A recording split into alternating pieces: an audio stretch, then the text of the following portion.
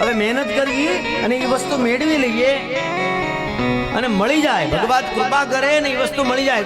સારો બંગલો બનાવ્યો છે ને આપણે ત્યાં ગયા ને આપણને એમ થયું કે આવો બંગલો આપણી પાસે હોવો જોઈએ. 5 વર્ષ મહેનત કરી અને એ બંગલો જો ભગવાનની કૃપાથી આપણી પાસે થઈ ગયો તો પછી લોભની શરૂઆત થાય.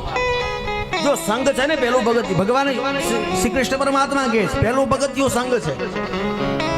સંગાત સંજાયતે કામ, સંગથી કામના ઉત્પન્ન થઈ અને કામના પૂરી થઈ જાય તો લોભ થાય.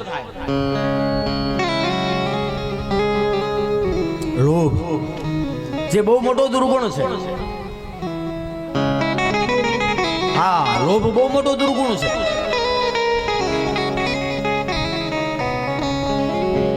તમે જોજો, મોટે ભાગે છે ને ગરીબ માણસ છે ને એ ક્યારે લોભી નહીં હોય.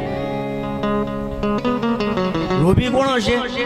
પૈસા વાળો લોભી હશે. આ લોભનું લક્ષણ છે. હા, તમારે જોઈ લેવાનું, ભલે ગમે એટલા રોદડા રોતો હોય પણ લોભ કરે ને સમજી લેવાનું આની પાસે છે એટલે લોભ કરે. ગરીબ માણસ હોય, ખીચામાં ખાલી માત્ર 50 રૂપિયાની નોટ હોય, બીજું કાંઈ ન હોય, એ 50 માંથી 30 વાપરતા એ પાછી પાની નહીં કરે. એને ભગવાન પર ભરોસો હોય, મારો નાથ મને કાલે આપી દેશે.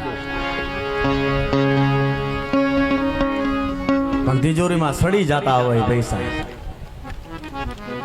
એ માણસ લોભ કરે.